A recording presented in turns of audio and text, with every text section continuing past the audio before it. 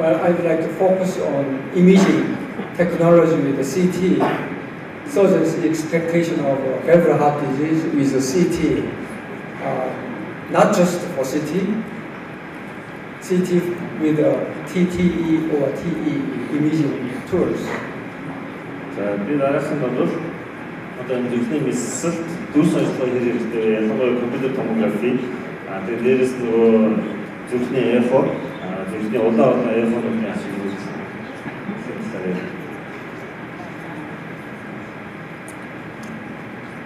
As I already told, heart team is very important. За хэлжсэн зүрхний одоо багийн үйл ажиллагаа бол маш чухал. So far, evaluation of heart valve disease has been dependent on echocardiography, TTE or TEE. Өнөөдөр үйл энэ зүрхний мэслийн эцэгт хавхлын үнэлгээ одоо зүрхний эхо шилжүүлэлт нэлээд хамааралтай байсан. Зүрхний эхо тэгээд зүрхний улаан эхо. Recently, multi-detector cardiac CT has been highlighted for evaluation of heart valve disease as a whole, not just a preoperative tool, but also post-operative period. Тэгэхээр сүүлийн үед бол энэ нөгөө мультидетектор компьютер томографи гэдэг зүйл бол нэлээд хэрэгжиж байгаа. Энэ маань мэслийн өмнө одоо мэслийн дараах хяналтанд их чухал үгийг үүсгэж байгаа. What do surgeons expect before and after surgery in valvular heart disease? Echocardiography is good enough for evaluation, mostly. Тэгэхээр мэслийн эзэн зүгээс одоо хавхлын мэслийн өмнө болон дараа энэ дүрс ажиллагаанаас яг юу хүсдэг вэ? Зүрхний эхо энэ бүлгэрийг гаргаж өгч чаддгүй. Юу л их хэрэгтэй чаддаг. MDCT give anatomical abnormalities of valve morphology, heart structure like coronary artery, aorta, and aortic arch, subvalvular structure, and the ventricle with a dimension, diameter, aneurysm, as well as functional abnormalities. Тэгэхээр компьютер томографийн хувьд бол бас нэмэлт маш их мэдээллүүд өгдөг зүрхний хэлбэр бүрдээс хавхлын байдал, хавхлын доорх дэд бүтцүүд, дээрээс нь зүрхний одоо хөндийнүүдийн хэлбэр хэмжээ, тэгээд титэм судас, гол судас гэх мэтлийн энэ бүх зүйлсийг одоо бүхлээр биднэрт мэдээлэл өгөх боломжтой байдаг. As far as I know, in Mongolia you have up-to-date technology. CT, MDCT in Ulaanbaatar city. За миний мэдээгээр бол Улаанбаатар хотод одоо нэлээд сүүлийн энэ компьютер томографиуд бол суйрлуулагдсан ажиллаж байгаа. It gives some information for evaluation of aortic stenosis as well as aortic regurgitation. За тэгээд эдгээр төхөөрөмжүүд маань бол аортын стеноз болон аортын регургитацийн үеийн чухал үзүүлэлт шин тэмдгүүдийг бол биднэрт харуулах боломжтой байдаг. So in my practice, every case I would like to have a preoperative CT with a transesophageal echo and the TTE. Тэгэхээр бидний бол одоо мессаж тэмцэлгээр хийхдээ одоо яг улаан эхог хэрэгэлж одоо нөгөө хяналтайгаар хийдэг. So at this time we do not need a coronary angiography for evaluation of coronary artery problems. Тэгэхээр компьютер мэслийн өмнө ашигласнараа бид нар заавалжгүй өвчтөнтэй судасны одоо нарийнслыг илрүүлэх зорилгоор тусдна гэж нөгөө ангиографийн шинжилгээнд оруулах шаардлагыг бууруулж ирж байгаа. CT gives some information of aortic arch also. It is important for surgeons. CT маань болохоор аортын одоо нөгөө дугаа хэсгийн мэдээллийг бас өгдөг. Энэ маань одоо мэслийг хийж байгаа эмчнэрт бас маш чухал мэдээлэл өгж ирдэг. Let me introduce one case of valve disease. The patient is 77-year-old lady. За нэг үчигний талаар бүхэнд танилцуулъя. Энэ эмэгтэй маань 77 настай эмэгтэй байна. She had chest pain and palpitation for one day. Тухайн үчигтэй маань бол одоо нэг өдрийн туршид цээжээр нүдэж зүрх диск зовлонтой байсан. My colleague did aortic replacement with epic tissue valve 7 years ago. За манай коллег бол 7 жилийн өмнө энэ Epic 21 мм-ийн эдийн одоо нэг хавцаар бол хавцыг зас хэмжлэг бол хийсэн байгаа. Шал хэмжлэг хийсэн байгаа. 6 months ago, echocardiography demonstrated mild aortic regurgitation with a tissue valve degeneration. За тэгээд 6 сарын өмнөх зүрхний эхо дээр бол хөнгөн хэлбэрийн аортын регургитацтай. And 2 months later, the aortic regurgitation is aggravated, got worse. Тэгээд түүнээс 2 сарын дараа бол аортын регургитац зэрэг маань бол хүндэрсэн байсан. So we planned the TAVI for this lady or other procedures. Тэгэхээр энэ эмчилгээгчид одоо бид нар TAVI буюу сусан дор гол судсыг солихоо эсвэл өөр эмчилгээг сануулах уу? As you expert understand, this echocardiography, she has mild to moderate aortic regurgitation, and the chest X-ray shows. За эходөр бол хүмүүнээс дунд зэргийн материал дээр регургитацтай. Цэжний рентген зүрхээр severe calcification around the aortic arch. Аортын хавцын нэг угаар орчмоор одоо хүнд хэлбэрийн кальцификацтай байсан. Almost deposited in aorta.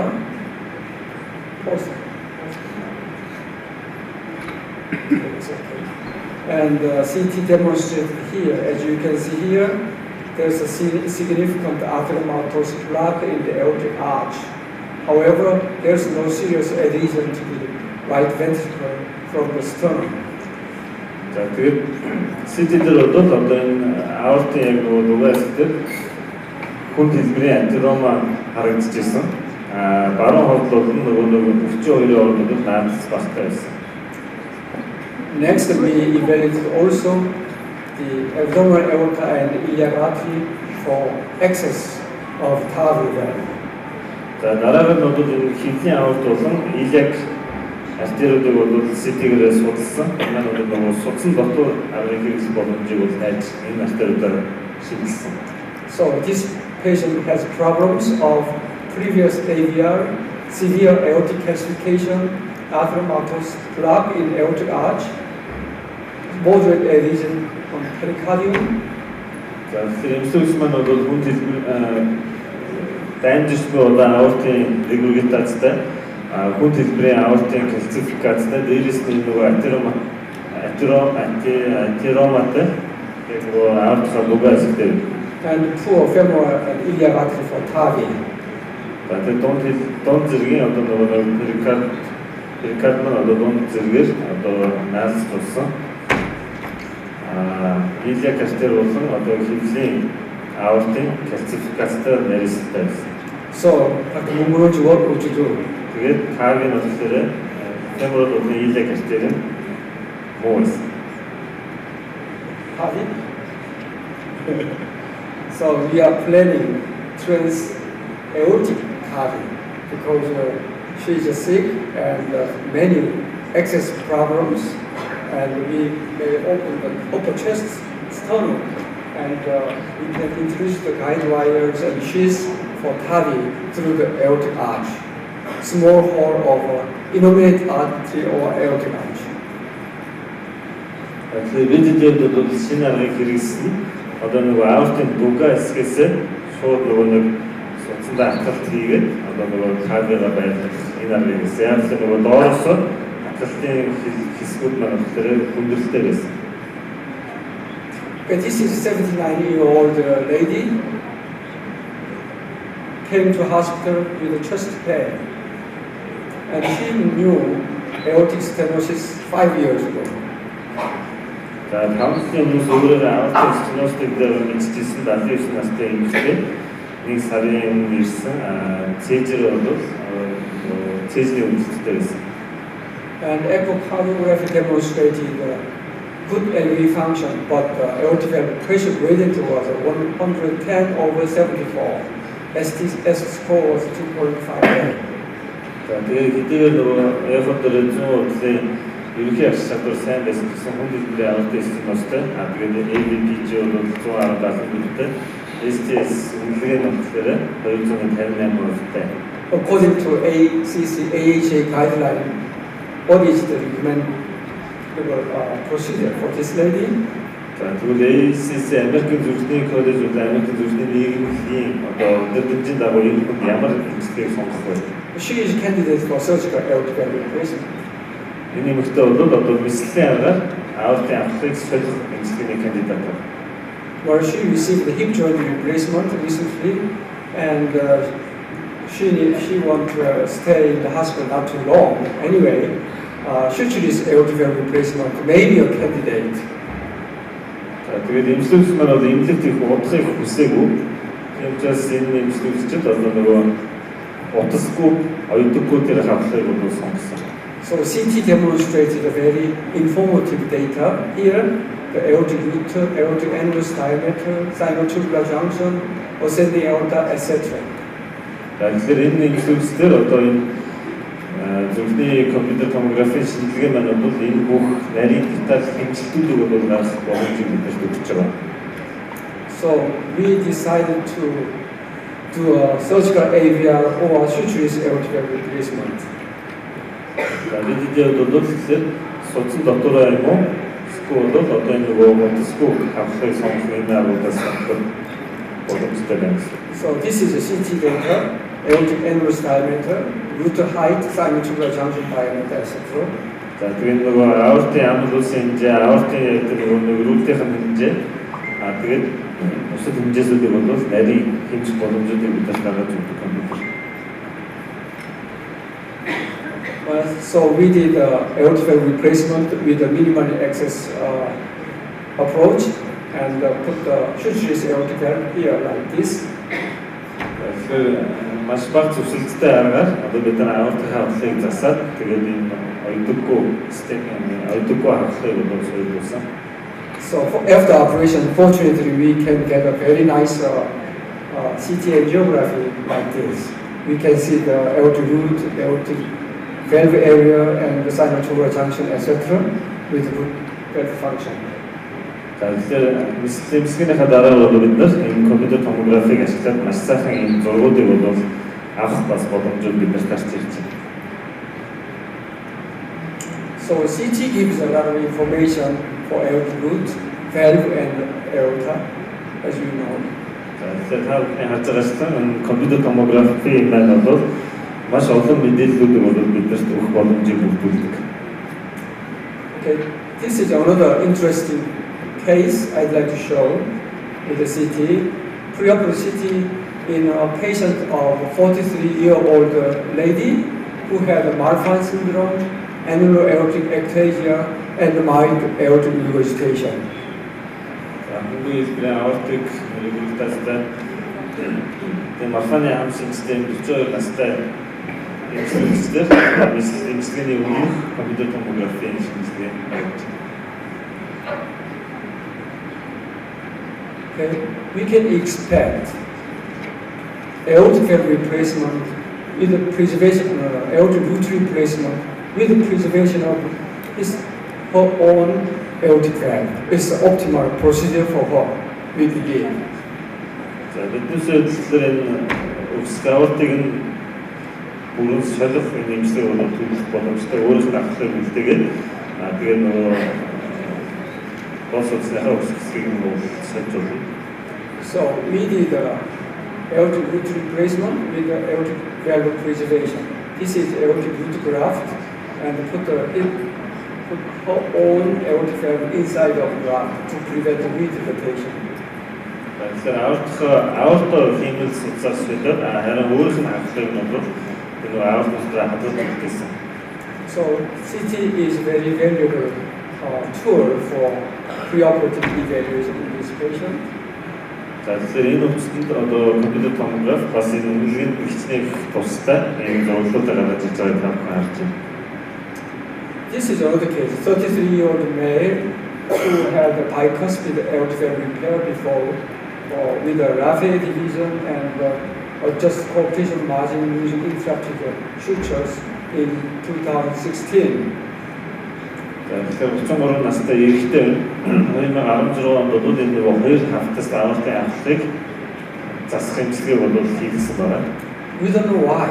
He had a good result after the operation, almost 1 year, and why he has sudden aortic valve regurgitation.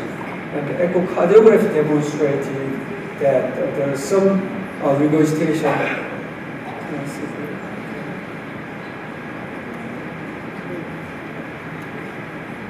There is some regurgitation of aortic valve suddenly. Гэтэл нөгөө хяналтын явцад бол энэ зүрхний явцад гинтгийн хэмжээ дахиад аортын регургитац гараад ирсэн. Уг нь бол мислемскийнхээ дараагаар үүрэг маш сайн байсан байна. So CT angiography demonstrated very good information for us. This is surgical view, surgeon's view of aortic valve. Here, there's the sutures form. We don't know why. Тэгэхээр энэ доотлоо бол энэ хавхлаа яг нөгөө мислийн энд харж байгаа байдлаараа харуулж байна. Гэтэл тэр дээр бол тэр нөгөө гимтэл бол үүссэн байгаа. Яг яагаад үүссэн нь бол тодорхойгүй. Let me move on to the mitral valve. Mitral хавхлын талаар ярьцгаая. CT can provide a lot of information for mitral stenosis and mitral regurgitation, including subvalvular structures and annular abscess like here. Mitral stenosis, regurgitation бол компьютер томографи мөн адилхан олон мэдээллүүдийг өгдөг. Ялангуяа энэ нөгөө хавхлын доод бүтцүүдийн талаар их сайн мэдээллүүдийг өгдөг байна. Do we have a special list of CT here in this conference? За яг энэ конференц дээр нөгөө компьютер томографигаар мэргэжлүүд байгаа юу гэдэг. Well, 10 years ago, we have a lot of conflict with the radiologist, imaging specialist of radiology and echocardiography. Now, every week we meet together and discuss and compare the findings of echo, TTE, TEE, and CT. Тэгэхээр нэлээд жилийн өмнө бол Солон улсын дүр сонирхлын эмчнэр хоорондоо нэлээд маргалцдаг байсан. Ялангуяа нөгөө зүрхний хоогийн эмчнэр компьютерийн одоо яг рентгений эмчнэртэй ороод их маргалцдаг байсан. Өнөөдөр бол бид нар 7 хоног болгон хамт суугаад тэгээд нөгөө зүрхний хоогийн шилгээр юу гарсан тэрээр компьютер томографитайгаа харьцуулаад хоорондоо хамтарч ярилцчихсан. Well, recently, one of our team member reported an important case of complicated infective endocarditis on mitral annulus here. This is echo and 3D echo and CT. You can see a big, large abscess pocket at mitral annulus. Сайхан манай нэг коллег бол энэ тохиолдлыг хэлцүүлсэн энэ бол нөгөө эндокардиттэй эмчилгч удрал авсан. Зүрхний хаяхоо дээр тэмцээ харагдсан зүрхний 3D хаяхоо дээр харагдаад дээрээс нь компьютер томографи дээр яг тэр материалын анализын хажууд их том хэмжээний абсцесс бол харуулсан байна. So in this case, we surgeons identified, eject the problems of this patient and operated with a patch repair of abscess with the autologous pericardium and the valve repair. За тэгэхээр энэ эмчилгүүдээр мислийн эмчилгээ маань энэ бол төрсүүдийг хасныхаа дараа ороод энэ абсцессыг янзлаад дээрээс нь хавхлаа янзлах юм харуулгаар хийж байгаа. One of the interesting findings is hypertrophic obstructive cardiomyopathy. За дараагийн нэлээд сонирхолтой зүйл бол энэ гипертрофи бөглөлтөд кардиомиопати. This is a 46-year-old male. He was referred from one hospital in Seoul with a severe mitral regurgitation and frail posterior leaflet. За 46 настай ирсэн хүн дэлбэрийн материалын регургитацтай тэгээд материал хавхлын арын авц ороод нөгөө флейл бүрээ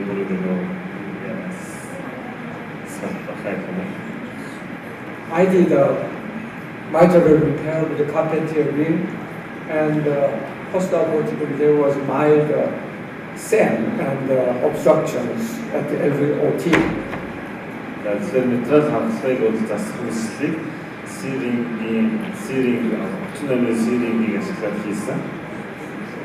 So at the first time of operation, I hesitated whether I enter there or not.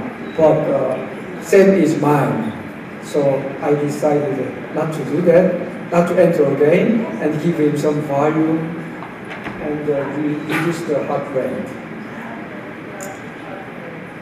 And this is a transesophageal echo post-operative.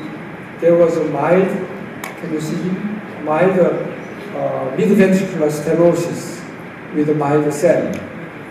And the problem, okay, we have 4 months post-operatively, he complained of dyspnea of exertion again, and echo demonstrated increased degree of LV aortic stenosis, can you see here, with the cell. And the pressure gradient was 93/53. Mean pressure gradient was 53, very high.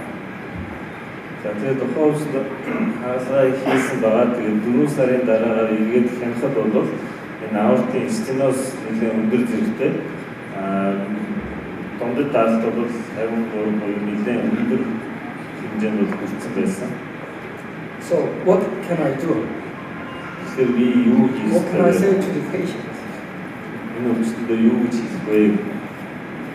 So CT demonstrated very important data to me. Cardiologist, imaging specialist advised me to enter again. He has some SAM and hypertrophic cardiomyopathy. This is a CT finding. Тэгвэл энэ хүндээ нөгөө компьютер томографи хийснээр би бол нэлээд чухал мэдээлэл бол авсан. Энэ дээр бол нөгөө хүн дэлбэрийн аортын метралын регулятасмент нөгөө хүн дэлбэрийн аортын стеностой кардиомиопати байна гэдэг бол үүрээ харуулж чадсан. The right water is mitral valve, and you can see there is a hypertrophy of LV alpha tract. Тэгэхээр нөгөө 100% гарсгийн нэлээд том хэмжээний гипертрофи зузаарсан хэсэг тэр гэрэлцээд байгаа болохоор метрал авахтай одоо нөгөө голцоо. Interestingly, there's some abnormal structure here from papillary muscle to the mitral valve. Хөдлөг булчингаас үүдэлтэй одоо тэрүүхэн улааны дэйхэнтэлд байгаа тийм эмгэг бүтэц бол бас харагдсан байна. This is the operative finding of abnormal papillary muscle to the mitral valve. To make a cell. Тэгэхээр энэ хөдлөг булчингаас одоо нөгөө метрал авах руугаа холбогдсон энэ нөгөө гажиг бол яг нөгөө нислэмсгийнхээ хувьд бол олж харагдсан. This abnormal papillary muscle attached to the anterior mitral leaflet and it pulls during systole. Тэгээд энэ хөдлөг булчин маань бол яг нөгөө метрал авахынхаа урд хавцсанд бол холбогдчиход тэгээд яг сист болох үед одоо нөгөө хавцаа доош нөгөө руу татсан байна. So CT guided the surgery we did. At time of operation, we divided the papillary muscle, removed the abnormal chorda tendinae, and resected this LV alpha tract depth and length of LVOT. За тэгэхээр энэ CT гендер тулгуурлаа бид нар энэ гипертрофи ус зузаарсан хэсгээс тайлж авсан. Дээрээс нь нөгөө булчингаа татаад байсан хөдлөг булчингийн хоордуудыг таслаад янзсан. Техникс энэ зүйлсүүд бол нэлээд хийсэн байна. So fortunately he was good and now he is almost normal life. Тэгээ анзаараад энэ үстэй маань хүндэлгүйгээр ирсэн одоо юу сарууд байгаа. Well, finally, let me introduce CT role of CT in right ventricle and the tricuspid valve. Дараах нь бол энэ нөгөө гурван арс авахын засвар тэгээд нөгөө тэтгэл яриад. Well, every time I wanted to have a right ventricular function, ejection fraction with the volume measurement. The echocardiography gives a lot of information, but still it is two-dimensional ejection fraction. Тэгэхээр би бол хангалттай болохын өмнө дандаа нөгөө баруун хувтлын үйл ажиллагаа ямар байна вэ гэдгийг бол шалгахыг их хүсдэг. Энд маань бол зөвхөн яг бол нэлээд их хангалттай хэмжээний мэдээллүүд өгдөг. In the textbook or many journal manuscripts, there's a tricuspid valve enlargement published by many doctors from European country. But I have a question, why it dilate like this way? I will show you. За тэгээд олон улсын судалгаануудаар бол энэ ураа авс хахлын нэлээд нөгөө дэлгэдэд томсон тохиолдлуудыг бол аягүй харуулдаг. Тэгээд би бол дандаа энэ яагаад ийш ингэ томсон байдаг вэ гэж боддог. Well, we ask somebody, specialties, why it dilate toward the posterior leaflet in patients of functional TR. So everybody said, it is true, but why? We don't know. Тэгэхээр TR ураа авс хахлын регургитацтай регургитацтай хойд хавцаа дагаж бол дандаа томордог болдог. Яг яагаад гэдэг вэ? Хүн болгон тиймэтийг томордог гэсэн яг шалтгааныг мэддэг. Every time I have a question. So this is a 51-year-old lady, immigrated to Canada, Calgary. She lives in Canada, and in 1992, I did a mitral valve replacement with the same tube and the tricuspidoplasty with a K hospitalization. За 50 настай эмэгтэй байгаа 92 онд бол материал авахыг солих нислийг бол хийсэн. In Canada, echocardiographer told her severe TR and required tricuspid surgery. However, problem she has a liver cirrhosis with a tricuspid regurgitation. They did a liver biopsy. За тэгээд Канадад амьдардаг эмэгтэй зөвхөн саяхаар бол хүн дэлбэрийн регургитац ураа авсан регургитац тодорхойлсон илэгний циррозтой тиймээс нөгөө илэгний биопси хийсэн. So she came to me several months ago. Тэгээд хэдэн сарын өмнө энэ өвчтөн маань дээр ирсэн. We did a CT and the TEE. Компьютер томограф TEE хийсэн. Average tricuspid annular diameter was 47 mm. За ураа авсан одоо дундаж diameter бол 49 mm. RV ejection fraction 45%. Баруун EF нь 44%. And the shape of tricuspid valve, how can you imagine? This is a CT image of a tricuspid valve annulus. Тэгээ ураа авсан маань annulus-ын бүтэц маань энэ компьютер томографийн дээр харагдаж байгаа зурсан. This is surgical view. Цаатал нь бол яг нөгөө нислэгийн харагдаж байгаа байдаг. The valve looks not bad, so we decided to repair again with annuloplasty ring. Хавлан бол дайгуур үзсэн учраас одоо засах хэмжлэгийг хөцөө ажиллаад хийхээр шийдвэрлсэн. In textbook or many journals, you can see this shape of tricuspid annulus in function TR, but it is not. Номер дээр бичгдээ бол ийм хүү хэлбэртэй одоо нөгөө TR бол хийгдэх үйл ажиллагааны алтай байдаг гэж бичигддэг. So we did a Carpentier classical ring annuloplasty without problem, and she did well. За тэгээд Carpentier-ийн аргаар одоо нөгөө хөлцөөтэй засах үстэй бол хийгээд энэ нэгтэй байна гэж байгаа. 26 years later. 26 жилийн. So in last, I'd like to show you functional follow-up CT evaluation of prosthetic valve. За дараа нь бол энэ протез солисон одоо энэ хавхуудыг компьютер томографиар хэмжээр ажилладаг. One of my colleagues, Seong-ju, published the functional follow-up CT evaluation of aortic valve, especially subvalvular pannus formation to make aortic stenosis. Нэг коллег нь болохоор энэ судалгааг гаргасан аортын авахлын протезтэй өвчтөндөр компьютер томографиар хийгээд ажилласан. And the cardiac CT added evaluation of mitral annuloplasty ring. Компьютер томографиар материалны annuloplasty хийсэн нөгөө зөв бас үнэхээр Dural ring flexibly makes more pannus formation around the mitral valve. Оюун учраас яг нөгөө зөв дугуйлыг үүсгэж байгаа.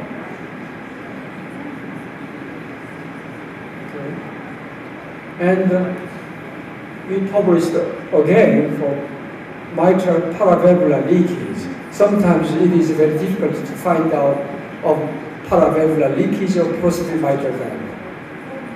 Тэгэхээр материал авахлыг одоо нөгөө содих эмчилгээний дараагаар одоо хавхлын хажуугаар урсгал хаях асуудал гардаг. Энийг бол илрүүлэхэд маш хүндрэлтэй байдаг. And it exactly identified the paravalvular leakage like a TEE. За улаан хийхэд яг хажуугаар урсгал хайж байгаа нь харагдсан.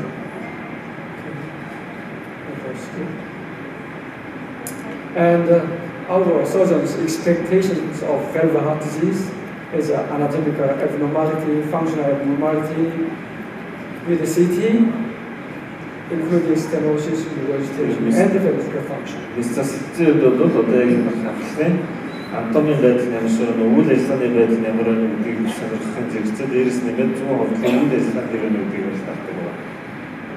Well, what is a hybrid surgeons? Тэгвэл гибрид нислэгийн эмчилгээ гэж хэнийг хэлдэг вэ?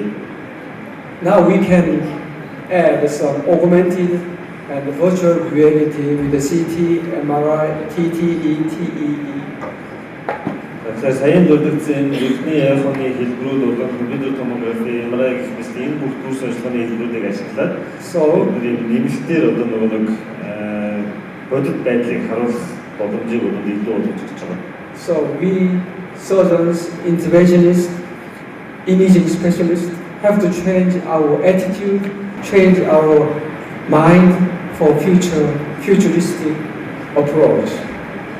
Thank you very much.